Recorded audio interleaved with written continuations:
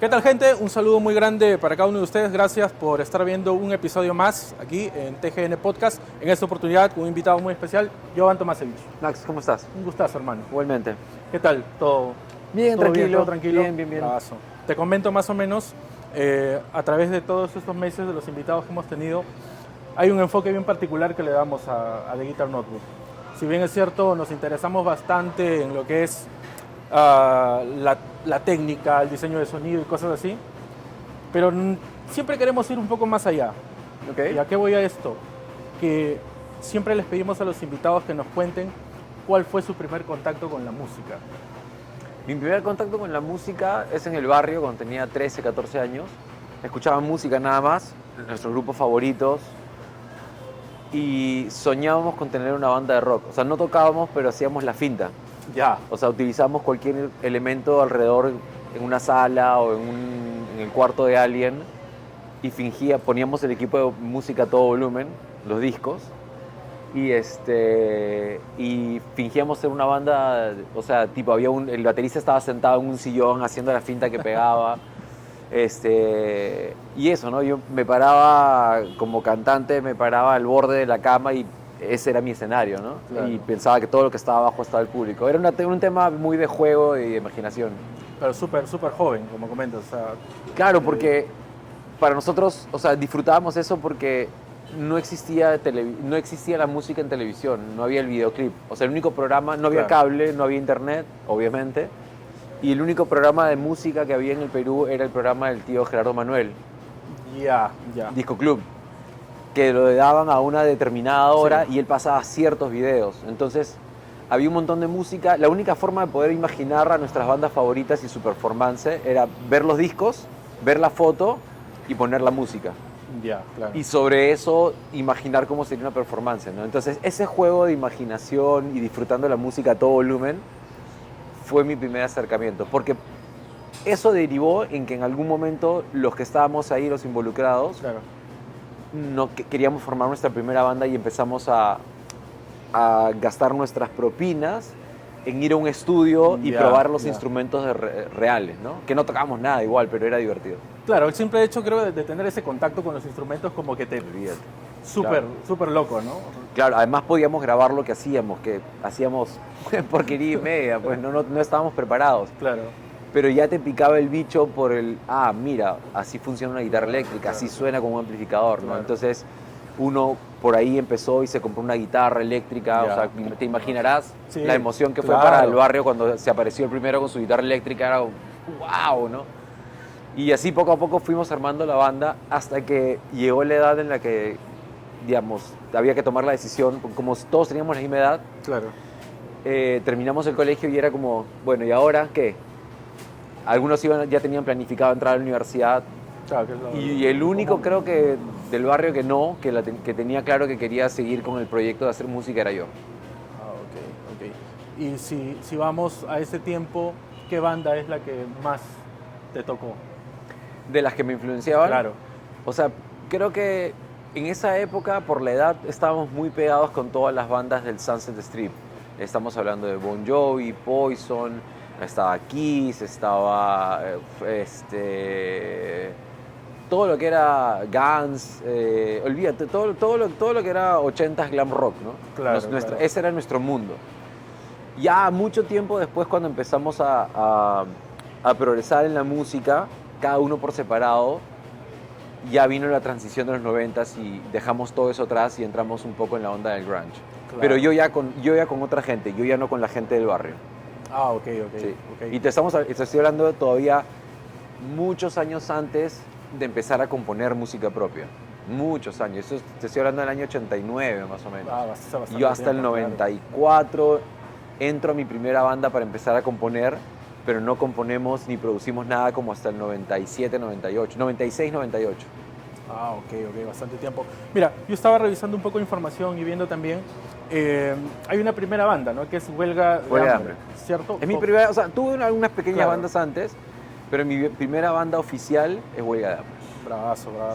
Y allí ¿cómo se dice? ¿El trayecto para componer fue con ellos primero o propiamente fue con Senya? No, Zen no existía en esa época. Ya. Cuando yo entro a Huelga de Hambre, Huelga de Hambre era una banda que tocaba covers de Pearl Jam, covers de la onda grunge. Claro, claro, sí. Básicamente para conocerse y para hacer un fondo para poder producir el primer disco de música propia. Ya. Entonces, cuando yo entro en el año 94, 30 de noviembre del 94, la idea de que yo entre a cantar en la banda, porque ellos tenían ya un cantante, era estaban buscando un cantante para justamente trabajar música propia. No sé cuál era el rollo con el cantante anterior, que era muy bueno, pero parece que no tenían muy claro el tema de la música propia. Entonces, cuando me proponen, yo digo, sí, porque a mí me gustaba la música que hacían, los covers que hacían me encantaban, Claro.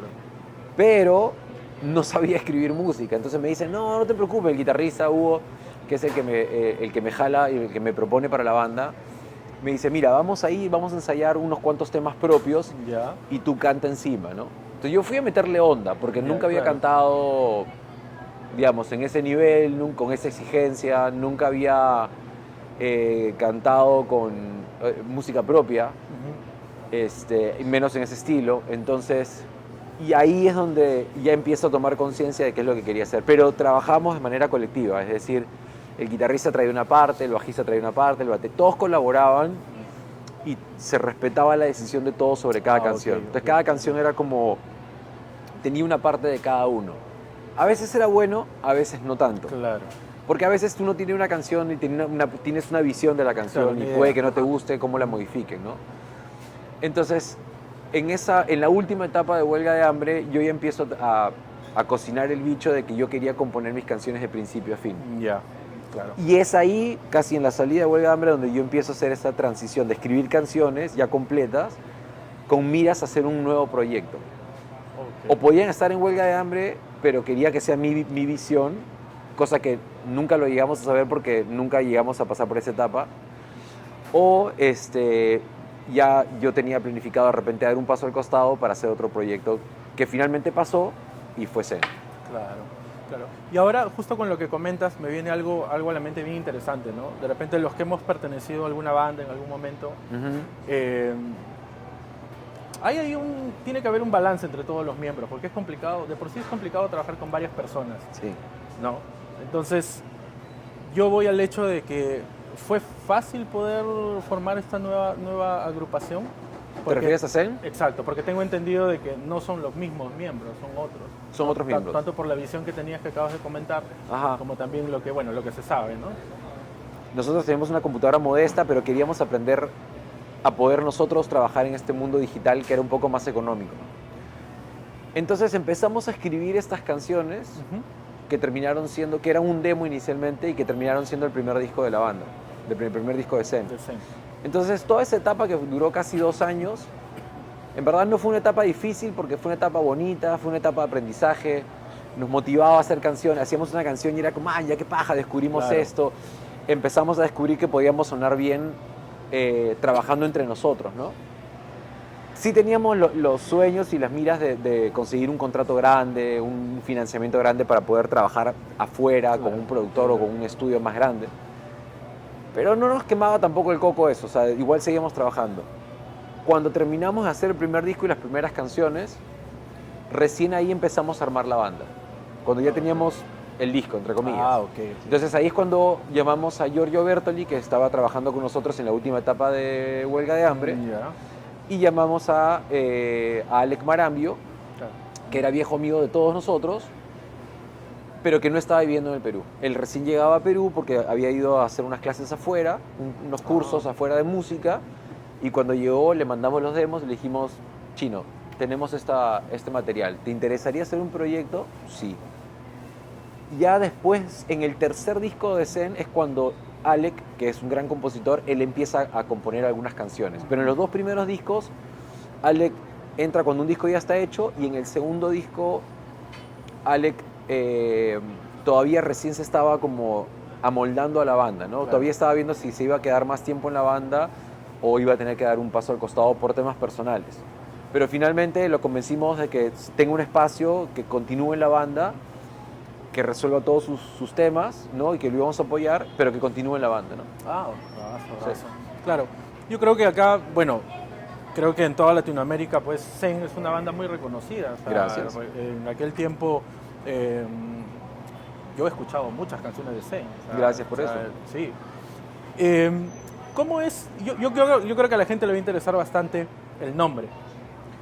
En verdad, sí. Disculpa, cuando yo escuché primera vez la palabra, no sabía lo que significaba. Tiempo después entra la curiosidad, ¿no? Pero sería interesante que de repente tú puedas... No hay mucho misterio. El hecho es que con Diego, cuando estábamos en huelga de hambre, ¿Ya? tuvimos la oportunidad, hicimos un viaje a los Estados Unidos. Y ahí es donde nos dimos cuenta de que el nombre era un factor importante. El nombre de una banda era un factor importante si es que te la jugabas con el hecho de que podías chuntarla fuera o no. ¿Y a qué voy con Ya. esto? Por ejemplo, con huelga de hambre, cuando llegamos a Estados Unidos, para los gringos era muy difícil pronunciar huelga de hambre, era huelga. Luego, entonces nos damos cuenta, luego la gente asociaba mucho el nombre de la banda con ser un grupo contestatario, político. ¿Te das cuenta? Ya, claro, por el nombre, claro. Exacto, nosotros habíamos tomado el nombre de una canción, pero el nombre para nosotros, el contexto, incluso en el Perú también, o sea, cuando nos presentamos como huelga de hambre, la gente decía, o sea, este es un grupo político, este es un grupo con un rollo político medio a los Rage. Y no lo éramos, ok. Ya, no lo éramos. Claro.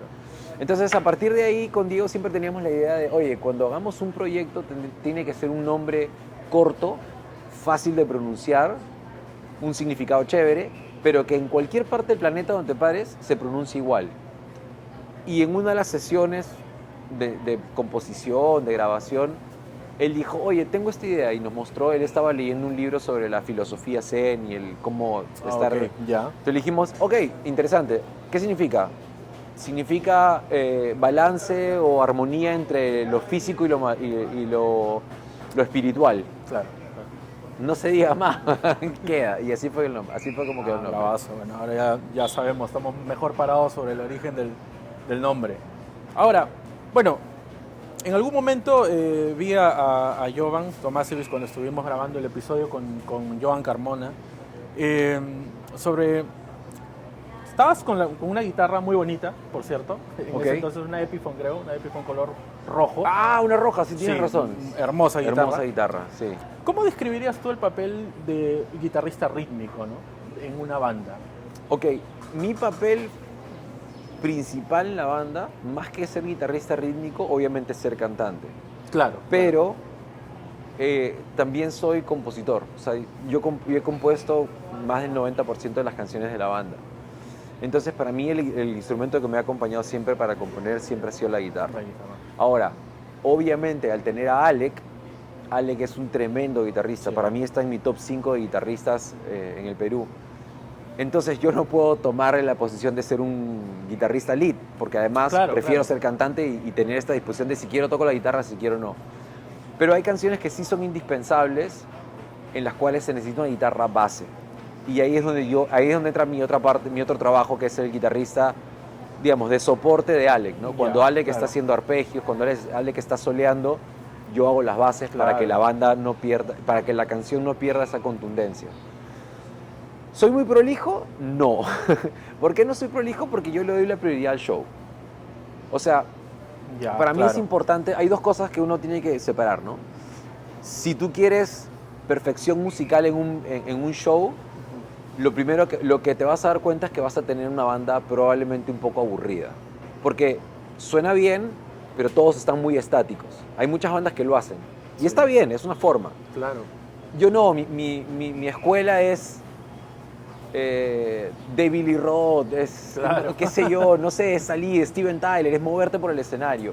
Y como cantante, si te mueves, si saltas, si estás de un lado para otro, la respiración es mucho más complicada y tu canto se hace más complicado. Sí. Y la guitarra también. O sea, a mí me gusta tocar guitarra, pero a veces siento como que me atora mucho el hecho de que no puedo moverme en el escenario porque tengo que estar, ¿entiendes? Entonces, sí, a veces la banda, Alec me llama la atención porque me dice, escúchame, no te olvides de tocar esto así, tienes que tocar así. Yo le digo, sí, pero en vivo estoy disfrutando del show. Y puede que no sea muy prolijo a veces. No siempre sucede, ¿no? O sea, trato de concentrarme y hacer las cosas bien y al mismo tiempo dar show. Pero me pasa que a veces la emoción me gana y puedo meter la pata. Claro, pero eso yo creo que es interesante, ¿no? Porque es como que, o sea, es el sacrificio de algo por otra cosa, pero al final lo que uno transmite con la música son emociones. Ya, exactamente, ese es mi punto. O sea, la gente no va, no va a un concierto, no paga un ticket por ir a ver qué guitarra nueva tienes, Sí, qué amplificador definitivamente. nuevo, si estás cantando en la nota perfecta. No, la gente va por vivir una experiencia. Si tú vives la canción, la gente tiene un buen show. Claro. Hay una... Hace poco leí una entrevista a un productor teatral y decía, ah, tu perfección musical o tu ejecución perfecta es inversamente Proporcional. proporcional al goce del público. ¿Qué significa? Claro, sí. Que cuando tú crees que le has dado un gran espectáculo, has tocado muy bien, ha sido tu mejor noche, probablemente para el público sea tu show más aburrido. Cuando tú crees que has metido la pata, que has tocado mal, has tenido un montón de errores, casualmente para el público ha sido tu mejor noche. Entonces, creo que esa fórmula de entregarte a darles un show a la gente sin preocuparte mucho por la parte técnica, Claro. es lo más importante, porque al final todo es cuestión de transmitir emociones. Sí, definitivamente, sí. Y es algo interesante porque, o sea, una vez que uno está en un escenario, en algún momento de repente he podido estar en uno, eh, creo que es un poco, o sea, en el caso yo también toco guitarra, y es un poco complicado poder, lo que tú dices, ¿no? Sí, no eres tan prolijo, pero es que a veces es complicado poder llevar, creo yo, más aún la voz Sí. y tratar de tocar bien la guitarra. Ujú. Y a veces sin querer queriendo a los guitarristas de repente por poner la mano en otro lado sale un acorde que de repente no lo pensabas, pero suena mucho mejor. O sea, pasa en mi caso, en el caso de Ale que es diferente. Ale que Claro. es mucho más consciente de lo que está haciendo, pero porque tiene una responsabilidad más grande, hacer que junto con Hans y Noel, hacer que el resto de la banda suene bien, ¿no? Claro, claro. O sea, dicen, ya, ok, si tenemos un cantante que está saltando por todos lados y puede que no esté muy perfecto, al menos nosotros como base tenemos que seguir sosteniendo esto, Claro, ¿no? claro, Ya claro. si todos, Tiene que ser si así. todos nos entregamos a la desprolijidad, sería un desorden y un caos, pero ellos ponen ese balance. Claro, claro, y está perfecto, ¿no? Siempre tiene que haber un balance pues en todo grupo, ¿no? Siempre tiene que haber un balance Sí, en el grupo, definitivamente. sin duda. Cuando vas a componer, justo que nos has estado comentando sobre tu rol como vocalista y también como compositor, ¿es la guitarra con quien te apoyas para poder Sí, componer algo, tener ideas de repente? casi siempre trabajo con la guitarra, muy pocas veces grabo como estoy con el teléfono y tengo un montón de notas de voz que son ideas de canciones. Ya. Muy pocas veces grabo algo solamente con la voz. Cuando tengo alguna letra o una frase que me parece interesante, la noto, tengo una libreta de letras, pero por lo general cuando estoy con la guitarra acústica, grabo con el teléfono el riff que quiero. Claro. Pero en los últimos años he hecho un ejercicio que me ha servido muchísimo, y no sé si les sirve a los demás, pero deberían intentarlo, es que cuando tengo un riff, grabo una base muy básica en la computadora, Ya. me siento, hago algo que no me tome mucho tiempo, que no me complique, solamente que acompañe y me permita grabar un riff. Y ahí nomás sobre el pucho, grabo melodía y automáticamente empiezo a escribir un boceto de letra. O sea, trato de terminar la canción en el menor tiempo posible. No por una competencia, sino porque quiero, cuando encuentro el riff y tengo la melodía en la cabeza, siento que ese es el momento perfecto para terminar de hacer todo, para que no pierdas la idea y el foco sobre las emociones que quieres escribir en la música. Claro. Antes yo hacía primero el riff, lo escuchaba 10.000 veces, 2 semanas después escribía la melodía, ponía la melodía, después hacía la letra un mes después. Últimamente cada vez que hago un demo lo trabajo así. Grabo al toque y en ese mismo momento no me paro hasta que no termine la voz y la melodía. Y es un ejercicio muy bacán, ¿eh? A mí me ha funcionado Interesante. para sacar temas más rápido Claro. y también para ponerme como a prueba la rapidez que tienes para poder reinventarte musicalmente. Claro. Y eso me lleva a otra pregunta y otra cuestión muy interesante que de repente es una cuestión personal o una idea que tengo. Es sobre el hecho de tener, bueno, ya supongamos que tienes la base, la armonía, los Ajá. acordes, generalmente, o se escuchan algunos temas de que, de repente me corriges en esto, no hay ningún problema, pero a veces como que la melodía va acorde con la armonía. Ok. Pero me parece que es más interesante a veces, no lo sé, depende del tema, cuando van, por así decirlo, por líneas distintas, pero al final se complementan y forman de repente algo más interesante. Que No hay una fórmula absoluta, no hay una verdad absoluta. Todo vale, Ya. todo vale. Hace poco hubo un programa, este productor famoso Rick Rubin se sienta junto a Paul McCartney y escuchan los tracks de los Beatles por partes. Y algo que yo nunca me había percatado, y eso Rick Rubin se lo hace notar a Paul McCartney, ¿no? Cuando empiezan a escuchar las canciones que todos conocemos, y claro, ponen play en la canción en la consola y escuchan la canción, perfecto. Y en un momento el productor le dice a Paul, le dice, ahora escucha esto. Quitan la voz, quitan la guitarra y se quedan con la batería y el bajo. Y le dice, ¿te das cuenta de lo que has hecho en el bajo? Y Paul le dice, no, el bajo es otra canción. O sea, si tú pones la guitarra, la voz y la batería es una canción. Ajá. Si tú pones la batería, el bajo y la voz es otra canción. Sí. Es otra forma de componer. Entonces, y Paul McCartney se queda pensando y dice, sí, a mí yo nunca he sido el bajista clásico que acompaña lo que hace la guitarra, sí, sino quiero darle algo diferente. Y en esa búsqueda de la diferencia le daba un toque, una personalidad, ¿no? Entonces, no existe un solo camino para componer, existen un montón de caminos. Hay gente que empieza por la letra y después la melodía. Hay gente que lo hace completamente al revés. Hay gente que, Cerati contaba que él tiene un ejercicio muy interesante, ¿no? Que tipo soltaba palabras al aire y entre esas frases encontraba una que representaba la canción. Y a partir de ahí empezaba a pintar, a escribir algunas frases que acompañaran esa idea principal. Claro. Y ahí mismo dice, o sea, es como que no tiene que tener mucho sentido la primera parte con la segunda, mientras que la frase principal se sienta y sea presente en la canción. Y esa ha sido, sin pensarlo, o sea, yo esta frase la escuché no hace mucho tiempo, en una entrevista guardada que él tenía, y me sentí plenamente identificado porque exactamente es así como yo trabajo. O sea, escribo lo primero que se me viene a la cabeza y a veces eso primero que se viene a la cabeza es la idea principal de la canción. Y sobre eso empiezo a darle forma a todo lo demás. Pero hay una idea que realmente representa el core de la canción. Claro, claro, entiendo. O sea, sería más que todo cómo el artista o el compositor se sienta más cómodo, cómo maneje las ideas, ¿no? Cómo le fluya, ¿no? Ajá. Por así decirlo. No hay una cosa, como te digo, no hay un manual que te diga esto debes hacerlo así, así, así. Hace poco un amigo que estudió en Berkeley me contaba, había estudiado composición. Wow. Entonces yo dije, man, ya, ¿cómo sería estudiar? ¿Qué cosa aprendes de composición en Berkeley?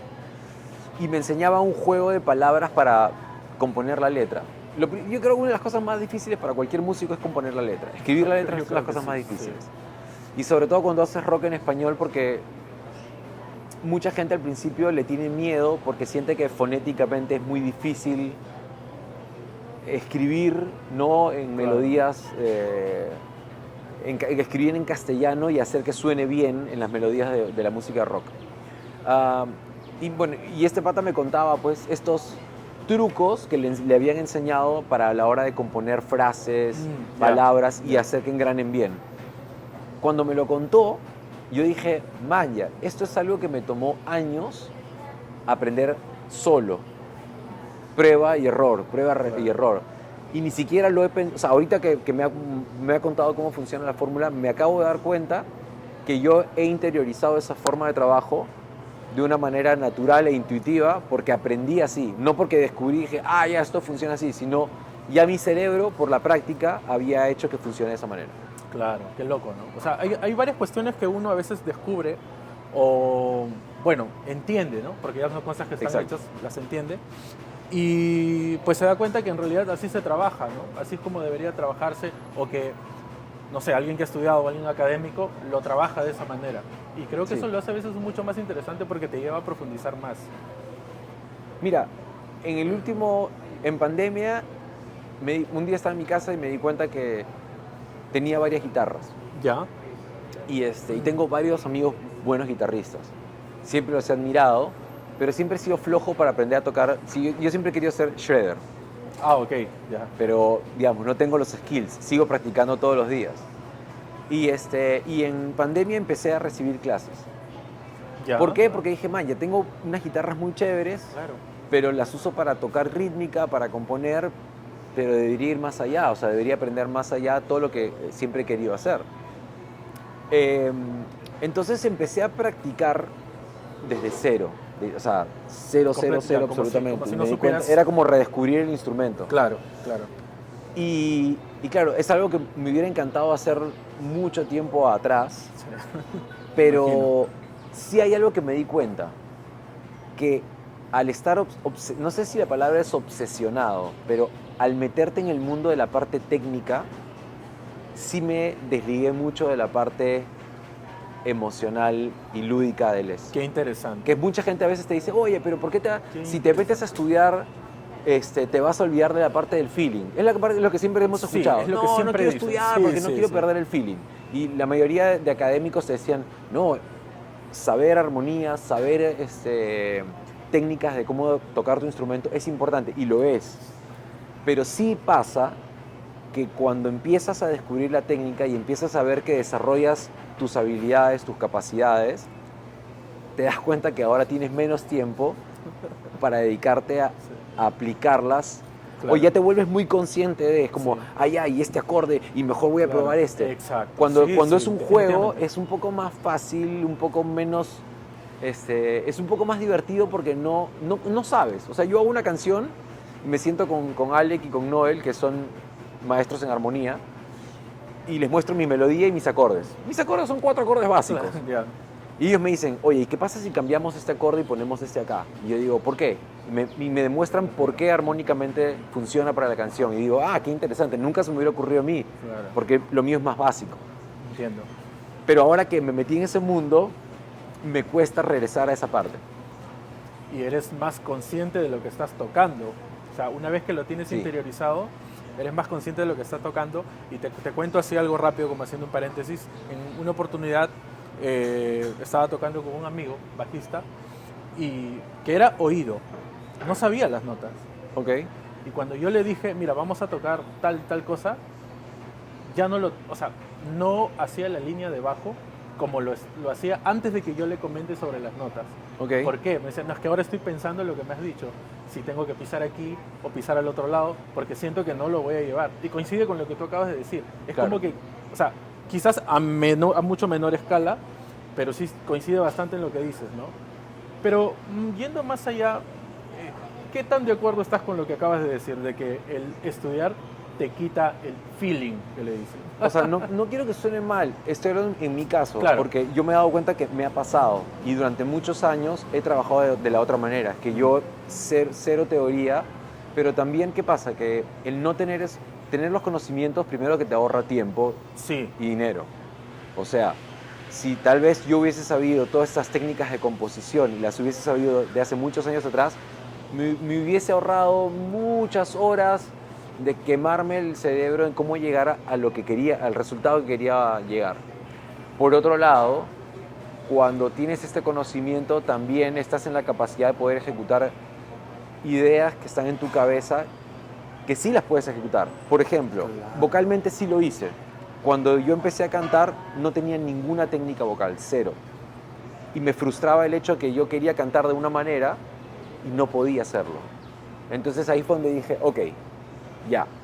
Si yo quiero cantar y quiero cantar como Steven Tyler, tengo que aprender a cantar como Steven Tyler. Si quiero cantar como, ¿entiendes? O sea, Ujú, primero empiezas claro. con tus referencias.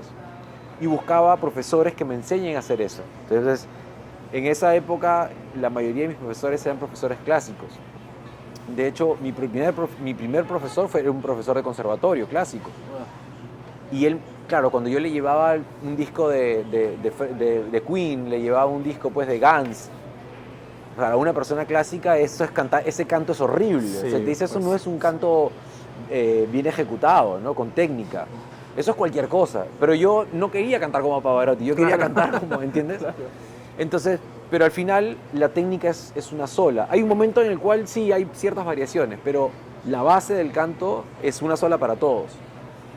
Entonces sí me sirvió porque empecé a aprender canto y cuando llegaba al ensayo, cuando tenía una idea, cuando estaba en mi casa y quería grabar una canción, si tengo una idea en la cabeza, lo puedo cantar, lo puedo hacer. A veces me va a tomar más tiempo, Claro. pero lo puedo hacer. Antes era imposible, antes me sentaba y era incontrolable, no podía hacerlo. Tenía una idea y decía, quiero cantar en esta nota, quiero hacer esta frase. No puedo. ¿Por qué? Porque vocalmente no lo sé hacer. Claro. Entonces, Sí. estaba obsesionado con la técnica vocal, pero también la ponía a práctica rápidamente. Con la guitarra me ha pasado diferente. Con la guitarra me siento todos los días, pongo el metrónomo, practico. Es muy difícil, es muy diferente aprender algo en tu madurez que cuando eres más chibolo. Definitivamente. Cuando eres más chibolo eres una Sí. esponja y aprendes rápido. Sí. Cuando eres mayor, te toma más tiempo. Cuesta un poco. Sí, Así sí. que eso es. Yo creo que es una cuestión muy personal. Ok. Tienes que vivirlo. Claro, Puede claro, que sí, sí, te de toque acuerdo. que la técnica te quite un poco el feeling, pero puede que sea necesario para lo que necesitas. Bravazo, bravazo. Oye, qué interesante todo los datos que nos estás comentando. Ahora vamos un poco más allá y vamos al Jovan guitarrista, Ok. ya que hemos estado comentando sobre las guitarras. Tú personalmente, ¿qué es lo que buscas cuando vas a comprar una guitarra? Hay dos cosas. Lo primero es que estéticamente te guste la guitarra. Ya, eso es lo primero. Lo primero que Todo tienes entra que por es los un- ojos. Exacto. Me gusta mucho el estilo de las guitarras clásicas. Una clásica Stratocaster, una clásica Telecaster, una clásica Les Paul, Claro. una 335. Me gusta, los bajos también me encantan. Entonces, busco primero la parte estética. Y entre la estética y dentro de la estética empiezo a buscar las características ya un poco más de sonido. O sea, por ejemplo, eso lo conversaba con Alec hace poco, ¿no? Me decía, a veces yo era mucho de cambiar guitarras en los conciertos. Hoy día quería Ok. tocar con una Strato, mañana sacaba una Les Paul. Ya. Y un día Alec me dice, está mal lo que estás haciendo. Y yo le digo, ¿por qué? Porque me dice, tú como guitarrista, para lo que estamos haciendo, tú necesitas un sonido humbucker. O sea, tú necesitas llenar un espacio Claro. en el cual yo estoy dibujando arriba. Y me dice, el sonido que nos complementa, porque Alec por lo general siempre toca con un Stratocaster, que Ok. tiene una ecualización más cortante, un sonido Claro, más agudo. Sí. Entonces me dice, yo necesito en la base algo más pesado, algo más denso. Si tú tocas con un Stratocaster y yo toco con un Stratocaster, hay un hueco todavía. Claro, sí. Entonces me dice, tú tienes que buscar un sonido humbucker. Y al principio dije, eso huevadas. Pero después me di cuenta que sí, que efectivamente nuestro sonido funciona mejor cuando hacemos esa mezcla. También uso acústicas, bastante acústicas, hago shows acústicos, toco acústico en la banda. Y ahí también me voy un poco por, también obviamente la estética. Sí, claro. O sea, yo mido 1,85, peso casi 100 kilos, entonces necesito tener una guitarra que no sea muy chiquita para que no se me vea como si tuviera un charango, ¿no? Claro. A mí me gustan las guitarras grandes. Sí. Difícil pensar en quedarme con una sola guitarra. Me encanta el sonido Stratocaster, por ejemplo. O sea, de todas las guitarras, la más completa me parece la Stratocaster. Un estrato. Porque si bien todas tienen una característica de sonido, pero el Strato es como que si tienes que elegir una guitarra y siempre va a caer bien parada en todos los géneros, es la Stratocaster. Bravazo. O sea, Así que ahí voy. eres más de tener un estrato, supongo, con una humbucker en el puente. Tengo ahorita una pastilla en mi Stratocaster, una pastilla que en espacio single coil es una pastilla que se acerca a un humbucker, Ah, ok. pero incluso la madera del Strato no te da ese sonido. O sea, digamos, en Zen funciona mejor el sonido Les Paul, que es la que estoy usando últimamente, Ok. para las bases que le hago a Alec. Es la guitarra que más uso últimamente. Ah, bueno. Así que la Strato, la tele, las dejo un poco en casa. Tengo una Yamaha que es como una 335, Ya. ¿ok? Pero como la que viste en la última vez Como que la nos vimos, Epiphone, ya. como la Epiphone, pero en vez de tener los dos cachitos, solamente tiene cachito de abajo y la de arriba es cerrada, como si fuera una Les Paul pero en grande. Ya, ya. Y esta también es una de mis guitarras favoritas. La uso poco porque es grande, pero es muy sólida y suena muy bien. Alterno entre esa y la Les Paul últimamente para tocar con Zen. Bravazo, bravazo.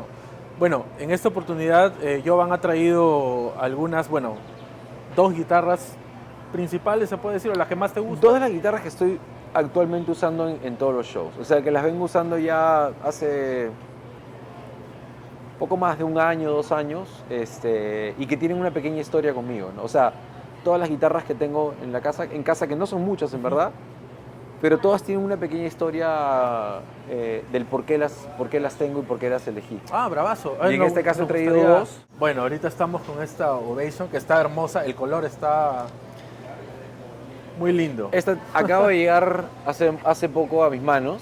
Y ¿qué es lo que me gusta de las Ovation? Que yo te decía al principio que yo crecí escuchando música de los 80s. Sí. Y en los 80s todas las bandas de glam rock salían a tocar con esta guitarra y sonaba bestia. O sea, lo veías a Richie Sambora tocando con Bon Jovi, con estas guitarras. Todas las bandas salían tocando esta guitarra. Pero estas guitarras no habían en el Perú. Muy poca gente tenía estas guitarras. De hecho, la versión de Love of My Life de Queen en el estadio, creo que es en Wembley, cuando está de noche, y que hacen una versión acústica de esa canción, la guitarra que usa Brian May es una Ovation también.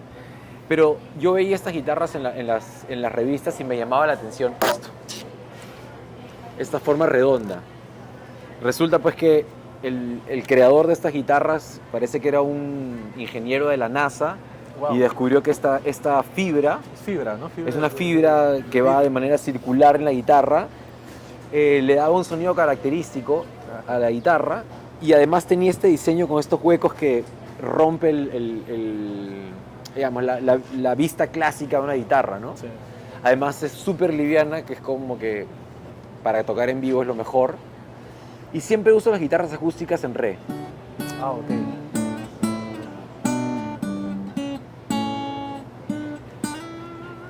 ¿Y esta cómo así la adquiriste?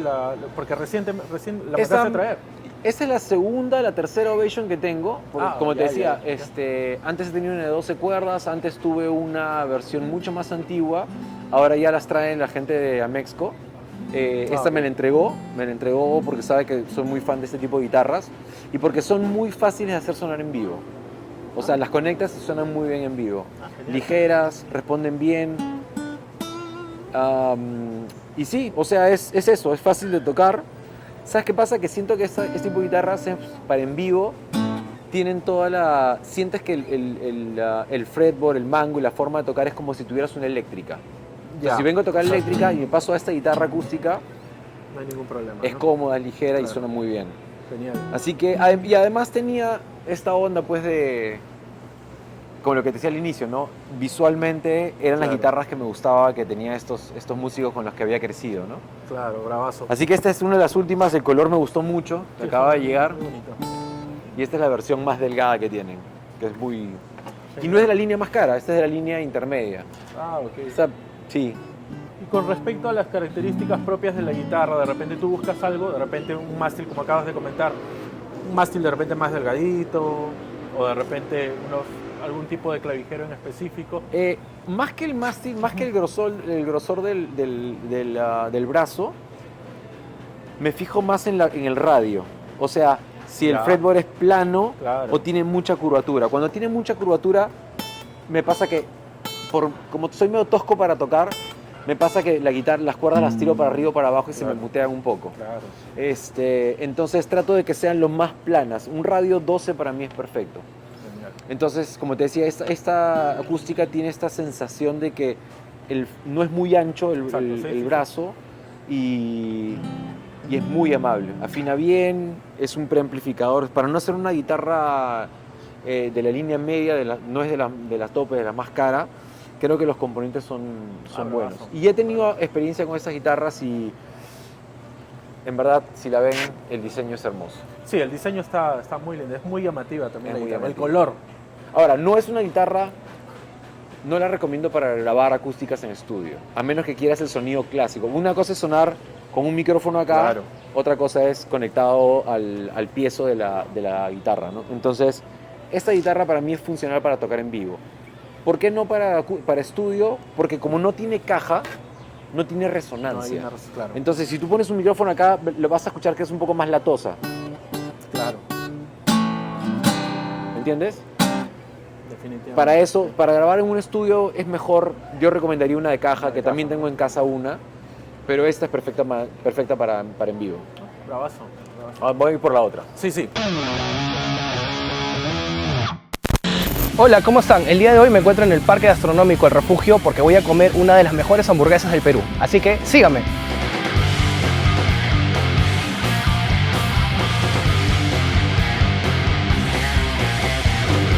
Listo. Bienvenido a Mr. Smash. Estamos en una de las mejores hamburgueserías del Perú. Estamos en Mr. Smash. Mr. Smash. Y estamos mi gente. aquí con Leo. Leo, cuéntanos, ¿qué es Mr. Smash? Mr. Smash es una hamburguesería fuera de lo convencional y fuera de lo tradicional. Es una hamburguesería donde te ofrecemos tipo Smash, que es nuestra técnica, y con sabores personalizados y únicos que no lo vas a encontrar en ningún otro lugar. Enséñanos un poquito de la preparación. Por supuesto, Y síganme a mi cocina. a la hora que empiece la entrevista vamos a ver una degustación. Así que Vamos, sigan viendo el a la video. cocina. Bueno, primero lo que hacemos en nuestra hamburguesería A es mantequillar el pan para que tueste y le haga esa costra de caramelo. Una vez que tengamos la carne en la plancha, usamos nuestra técnica, el smash.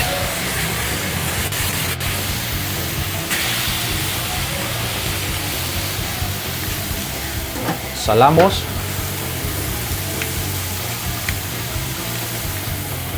¿Verdad? Una vez que está caramelizado, venimos y volteamos nuestra carne y salamos nuevamente. Ponemos nuestro queso y esperamos que haga la magia. Armamos, emplatamos, suprimos carne con carne, la ponemos en nuestro pan. Nuestra salsa especial Mr. Smash,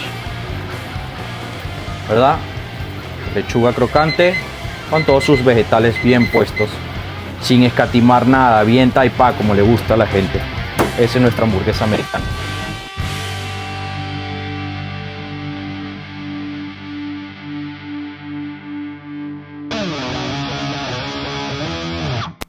Y esta es la guitarra que te comenté que es la que he estado tocando durante estándar. más tiempo.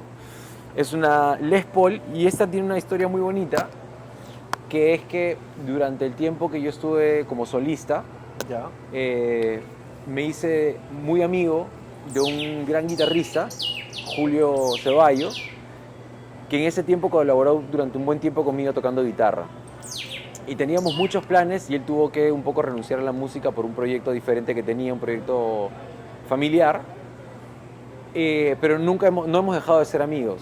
Y él tocó en muchos de los conciertos con esta guitarra. Él es un amante de las guitarras Les Paul. Y me acuerdo que yo estaba muy metido más con las Strato, con las Tele.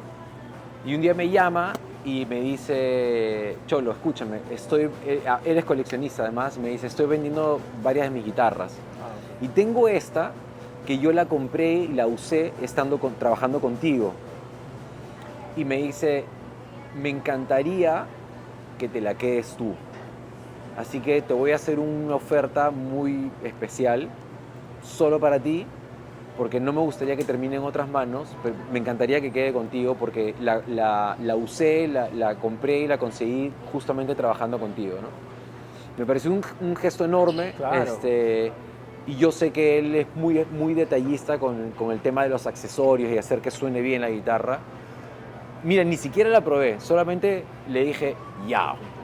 Y yo no era muy fan de las Gold Top. Ah, ok, Yo he tenido por antes favor. unas Les Paul, pero las Gold Top es como que, no sé, no me llamaba mucho la atención. Pero le dije, mira, déjame recogerla, veo qué onda, ¿no? Fui, la recogí, me la llevé a la casa, empecé a tocar, súper amigable la guitarra, muy sólida, un sonido increíble, y es de las Les Paul que yo he tenido de las Les Paul antiguas antes, Ya. y ya. eran un ladrillo que te Claro. ponías al cuello, son muy pesadas. Sí, sí. Esta que a pesar de que mucha gente dice que las que tienen cámaras y que son muy livianas no suenan tan bien, yo les digo, no sé qué están escuchando, pero créanme que esta guitarra es un cañón.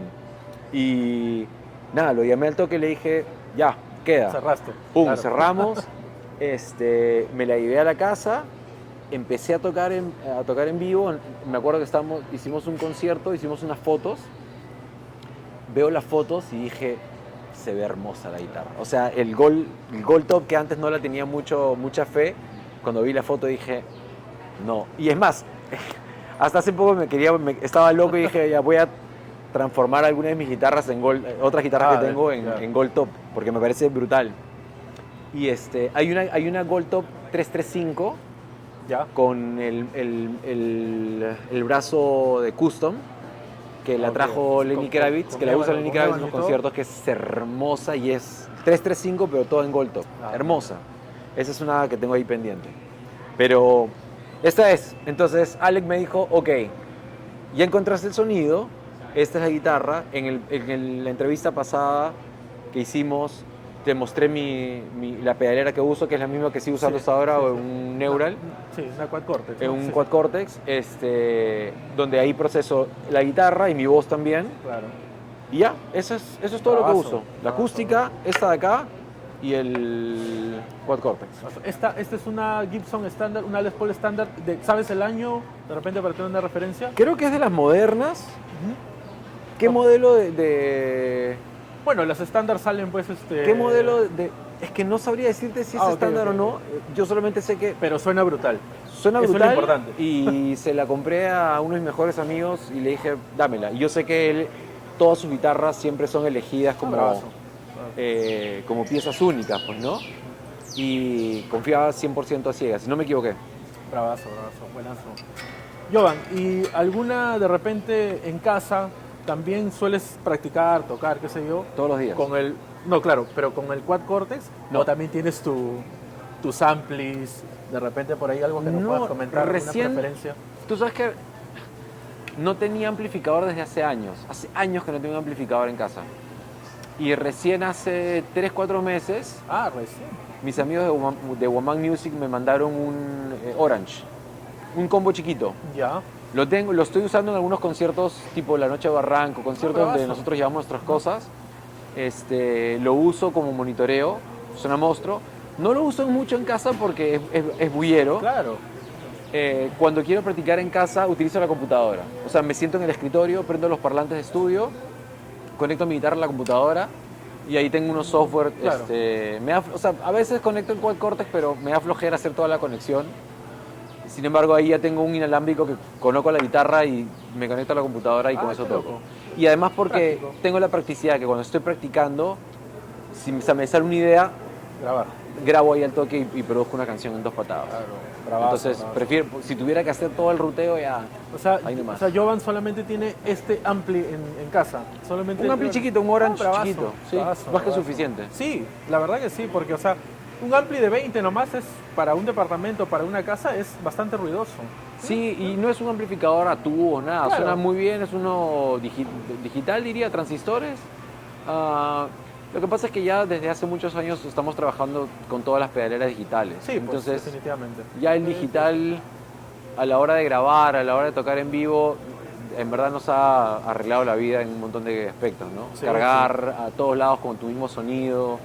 Eso sobre Yo todo. en vivo utilizo in-ears, entonces sí o sí necesito eso, ¿no? Claro, Necesito, claro. Es una herramienta importante. Es una buena herramienta de trabajo. una buena herramienta. Bueno, si desean pueden ver de repente el episodio que grabamos con Jovan Sí. Carmona.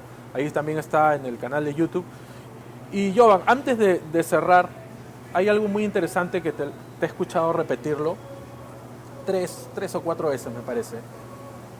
La imagen. Ujú. Yo creo que eso es algo muy interesante porque muchos descuidan eso, lo he podido ver. Pero ¿qué nos puedes comentar sobre eso y la imagen? O sea, uno puede de repente tocar bien y ser un máster en la guitarra, pero comentaste, como te digo, varias veces sobre la imagen que uno puede proyectar Claro. en público. ¿Qué nos puedes comentar sobre eso de repente para alguien que... Mira, va a variar mucho de las influencias y del tipo de música que haga. O sea, como en esto tampoco hay una regla, ¿no? Claro. No hay un manual. Yo he crecido escuchando bandas como Van Halen, como Aerosmith, como Poison, Guns. Luego pasé a la era grunge, que visualmente era otra historia, ¿no? Pero cada estilo tenía una estética, ¿no? Entonces, lo primero que uno tiene que hacer es identificar la música, tu personalidad y hasta dónde puedes llegar con eso. Siempre lo ideal es ir un poquito más allá de tu zona de confort. Porque Ya. la gente cuando te ve en el escenario quiere ver, ya de por sí cuando te ve con un instrumento, siente que tú tienes un poder que la mayoría no tiene. No todos tocan un instrumento, no todos cantan. Y ese poder a veces, si tú tienes un detalle en la ropa, que te dé show, que le dé show a la gente, que te haga sentir diferente, la gente lo va a notar y es importante y te va a identificar. Ayuda para que te identifique con tu música. Pero tienes que estar cómodo. O sea, imagínate Claro, que ¿no? te vista pues con las mallas de Freddie Mercury y tú no estás cómodo con eso, la gente lo va a sentir, obviamente, ¿no? Claro, claro. Y si la música tiene relación. O sea, si tú te También, pones ¿no? a analizar todas las bandas que te gustan, todas tienen un detalle, ¿no? Led Zeppelin, Sí, Queen, sí, sí. los mismos Beatles, los Rolling Stones. Cada banda tiene un detalle. O si lo quieres llevar incluso a la actualidad, ahora que veníamos había un cartel de Coldplay. Coldplay, se ponen las pitas, Sí. los colores, todos de negro pero con ropa rota. Esos detalles que parecen tontos o parecen como... a veces me imagino que te ha pasado que te topas con músicos que te dicen, pero a quién le importa eso? ¿No? ¿A quién se fija en eso? Son pequeños detalles que pueden hacer una gran diferencia cuando la gente te ve en vivo. Bravazo. Sí, es muy interesante porque es la imagen que uno proyecta, pues al fin y al cabo, ¿no? Claro. Y transmite como parte, creo yo, de todo el show, como mencionaste. Imagínate que entras a una tienda y tienes que decidir qué galleta comprar. Todos los paquetes de galletas son transparentes. Ninguno te llama la atención. Pero basta que uno diga, ya, yo le voy a poner un color fucsia y un moño arriba. Entonces, cuando tú veas todas las galletas, vas a decir, oye, esta de acá me llama la atención. Hay algo que visualmente te va a llamar la atención. Es como un extra de ayuda para que la gente pueda conectar contigo, no solamente en el aspecto musical. Pero, Claro. nuevamente, o sea, primero analiza tu música, tu personalidad y qué tan cómodo te sientes haciendo eso, ¿no? O usando lo que quieres usar. Claro, porque también no, como dicen, ¿no? La idea no es de que uno se siente, porque pierde, si uno se siente extraño, pierde parte de la esencia de uno, ¿no? Claro, aparte, si estás incómodo, se refleja. Si la música que haces no te gusta, se refleja. La gente se da cuenta. Sí, sí, Entonces definitivamente. piensa, no sé, en bandas como los Red Hot Chili Peppers. Sus primeros discos salían calatos, sin ropa o con ropa de colores, porque lo que ellos vendían era eso. Una fiesta, o sea, todo era punk, ¿entiendes? Todo era explosivo. Claro. No había una regla, ¿no? Pero había una regla. No había una regla, aparentemente no hay una regla, pero sí hay una regla. Y eso es, o sea, y también, bueno, ahí también puedes medir qué tan comprometidos están todos los músicos en la banda, pues, ¿no? Eso es una gran forma de medir a la gente. Decir, oye, a ver, muchachos, tenemos esto, hay que trabajar esto, ¿no? Aquel que te diga, no, yo no me pongo esto, yo no entro en la onda de ustedes, yo no quiero esto, ya sabes que esa persona va a ser muy problemática en la banda en el futuro. Interesante. Joan, para ir cerrando, ¿qué opinas del rock acá en el Perú? A manera personal, porque todos pueden tener diferentes Sí, o sea, opiniones, ¿no? pienso que las nuevas generaciones están por buen camino. Veo que muchos han aprendido a hacer sus propias producciones, han aprendido a sacar el jugo a la tecnología, Sí. han aprendido a jugar el juego de sacar canciones constantemente, de jugar mucho con su imagen. O sea, las nuevas generaciones, si a algo no le tienen miedo, es a jugar con su imagen. Y eso me parece interesantísimo. Mi generación era mucho más complicada. O sea, mi generación le decíamos a alguien, oye, mira, vamos a vestirnos de nuestra manera, ¿no? Con esta música. Claro. Muchos decían, no, acá, o sea, yo así como salgo de chambear o como salgo del instituto me voy a tocar, y si quieres bien y si no también, ¿no? Ya hoy no, hoy veo las bandas nuevas, más jóvenes, y los veo completamente entregados al show. Pelos de colores, Sí. o accesorios, o cosas muy, muy raras, pero me parece bien porque los distingue de todos, ¿no? Y musicalmente diría que es una generación que entiende mucho de que a veces necesitas un productor. Otra cosa que en mi generación era mucho más difícil. Mi generación le decías, oye, sí, ¿qué les parece si guardamos una plata y contratamos un productor? Y todos te decían, ¿por qué? ¿Lo necesitamos? No necesitamos. No va a haber nadie que sepa más sobre lo que queremos que nosotros mismos. Claro. Y a veces necesitas a alguien de afuera que te diga, Max, escúchame, yo creo que tú tienes más potencial, necesitamos trabajar en eso, ¿no? Claro. Eso es lo que hace un productor. Y creo que las bandas nuevas, dentro de todo, se las agencian para tener ese elemento que los ayude a potenciar su música. El único problema es que han aparecido en una época que es muy difícil sobresalir, porque Sí. hay demasiada oferta musical en el mercado. Hay más bandas, más músicos que público. Y esa es la única parte jodida, ¿no? Sí, sí, definitivamente. Ahora más que todo, que la información está tan cerca de todos, es un poco más difícil sobresalir. Y porque como estás en eh, internet compites, no solamente compites con la banda peruana, con tu vecino, con la banda de tal distrito, sino ahora compites con la banda de Chile, con la de Argentina, con la de México, con la de Ecuador, Colombia, o sea, y de ahí lo llevas a otro, o sea, es una competencia mucho más dura, mucho más difícil, pero dentro de todo entretenido también, porque en la competencia salen cosas interesantes. Eso ¿no? sí, sí, No es todos cierto. están hechos para... No todo el mundo está hecho para esta carrera. O sea, todo el mundo cree que es, ya, sí, ser músico es viajar, tener tu instrumento, tocar bonito. Esa es la parte chévere. La parte difícil es lidiar cuando a veces tienes un mal público, cuando recién empiezas y no te conoce nadie, nadie da un centavo por ti. Sostener, encontrar tu personalidad musical y tu sonido.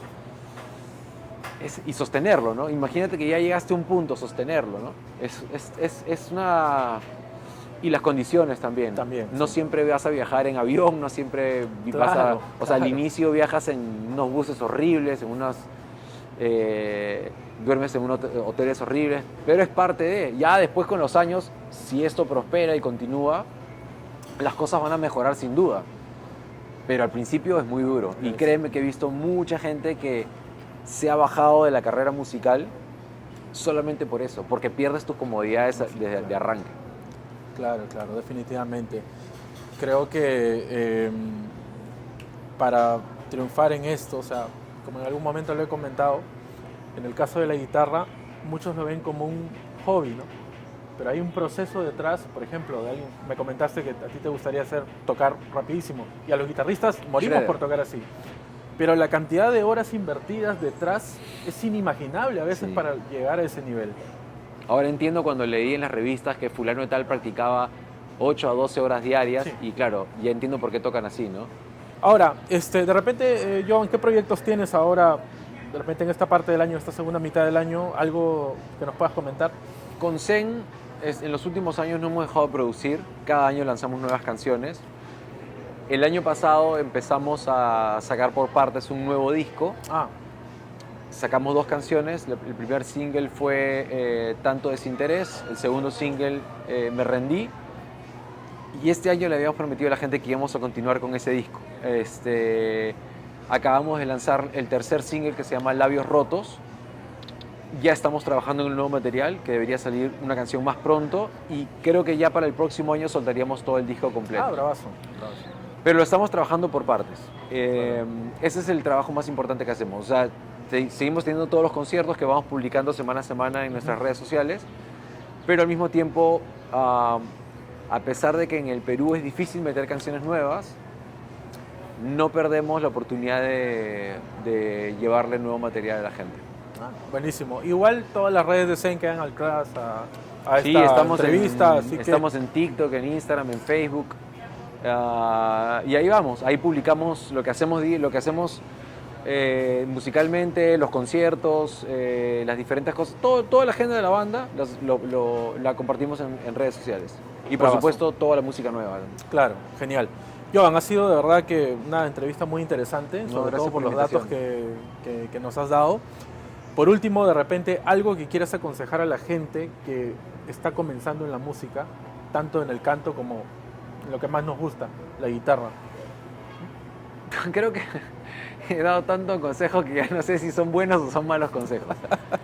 Yo les diría que el mejor consejo es que si realmente están seguros de que eso es lo que quieren hacer,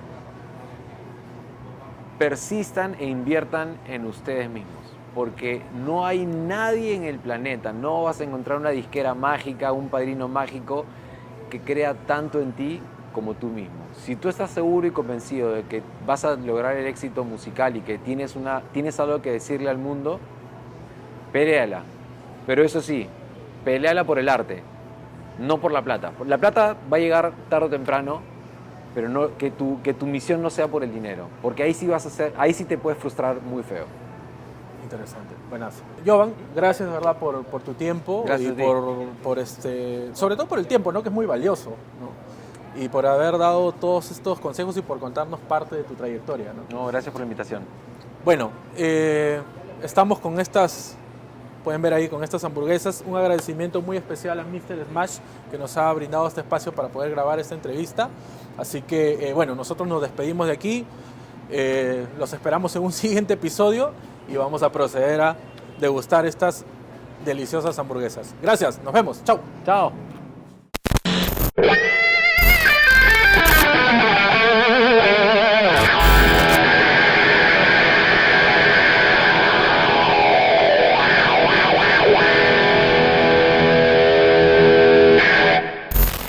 Bueno, ahora tenemos una hamburguesa tipo napa, que es carne, smash, queso, cebollas caramelizadas y una salsa de queso azul. Está brutal. Seguimos con la hamburguesa Maui. Tiene cebollas caramelizadas, piñas caramelizadas, también tiene tocino crocante. Por acá tenemos la Truffle, que con esa quedamos en el top 5 de las mejores hamburguesas de Lima este año, Bien en el ahí. Burger Fest. Es a base de aglio olio de trufa y son cebollitas salteadas a la parrilla con champiñones. Y en esta oportunidad tenemos la Texas Barbecue, a base de café con jarabe de maple y tocino crocante. Los shakes y papitas para que acompañen todo y degusten todo lo que... Podemos meterle mano, dices. Métale mano y coman. ¿Cuál es la que recomiendas así como para arrancar? Para arrancar la Texas. Ok, La cerrado, Texas, no dale. se diga más. No La se diga Texas, más. también la Maui, puedes probarla. Ahí está, y ya la vi. La del Burger Fest. de Ahí está, de ya Burger le había Fest. echado el ojo. ¿Cuál es la Maui? A ver, La Maui es esa. el Maui también tiene una pintaza, ¿no? Esa misma, la Maui. Las papitas, acompáñenla y el shake espectacular. Gracias. Mm. Provecho. Dale. Bien. Muy bueno. Así es como te gustan las hamburguesas. ¿Ah? Estás pensando. Estás pensándola. Muy bueno, ¿no? Me llama la atención este milkshake. ¿Por qué Vale. le han puesto canchita encima? Ese pensamos un poco más en el tema de niños Ah, o quizás tu niño interior. Sabes que normalmente los adultos no comemos mucho dulce. Ajá. Y este shake está pensado para eso. Canchita, su caramelito y A ver. espectacular de verdad con la base de helado y todos los componentes que lleva. Es una Maña. combinación muy diferente. muy El dulce distinta. salado. Sí, dulce Buenazo. salado. A ver, ¿cuál es la otra? La de... Ah, esta es la ganadora, ¿no? Sí, la ganadora del Burger A Fest. ver, En el top 5. esta es con trufa. De ese con trufa. A ver. Y la napa de cebolla caramelizada con queso azul es espectacular también. Esa es la que tiene sabor más fuerte. Sí, un saborcito más fuerte al final, pero es característicamente rústica. Sí, o sea, es más como... Si te gusta... Por ejemplo, acá en la combinación tiene algo de dulce. Sí, La cebolla caramelizada, la piña, ok. igual que acá que Ese caramelizado, el caramelizado. con queso azul, pero no es como te lo imaginas. Tienes que probarla sí? para que Ok. saques el sabor. Pero la trufa es para quienes les gusta el sabor fuerte, Fuerte, que es, y es más sí, salado. claro. Ahí. Brazo. Bueno, ¿eh? De acá nos regresamos a la casa trotando. Sí, sí. Solo que acá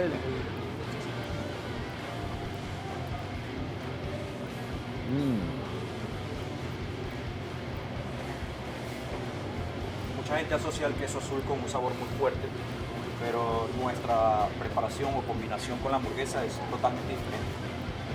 Un No es sabor tan invasivo. No es tan invasivo. Es un Me- sabor que juega con todo, o sea, juega con todo. Me gusta la combinación con la cebolla caramelizada y el queso. Otra de las cosas que le pregunté es que, porque yo decía, hay un olor está muy bueno. ¿qué te dije? Era el olor a Curry. A curry. Y eso viene de las papas. Sí, es un sazonador que hacemos especial para las papas con una base de especies que nos tomamos la tarea de plantearla para que no sea invasivo. Es un olor fuerte, pero no es invasivo. Sí, No, se rico. siente, se Al siente, está bueno. paladar no es un sabor que te va a opacar la hamburguesa o lo que esté acompañando. Bueno, ¿puedo probar la última? Esa es la Esa es la Maui. Maui. Ajá, esa es la Maui. esa sí debe tener toques más dulces, ¿verdad? Esa sí es un poco más para las personas que les gusta lo más dulce. Y una pregunta. O sea, la persona que viene, ¿las porciones son exactamente iguales? Todas son ¿O iguales. es para esta es para la promo? Así es. No, todas las porciones de nosotros son así. Así queda. Todos los combos están armados para que la persona quede saciada. Para que te vayas, pero... Y te vayas bien con una vuelta para que vuelas a mi tema. Gracias. Está muy rico. Perfecto. Mi favorita. La Maui es la favorita de muchos. Los otros son sabores un poco más intensos según el paladar, como te gusta comer, la tenemos también para las personas. Felicitaciones, son buenas, muy ricas. De verdad que muchas gracias y bueno, Mr. Smash. Mr. Smash. ¿Dónde encontramos a Mr. Smash? Mr. Smash está ubicado en el patio gastronómico del refugio por la avenida Manuel Holguín frente a la Universidad de Lima, por la puerta principal. Estamos acá. Los esperamos.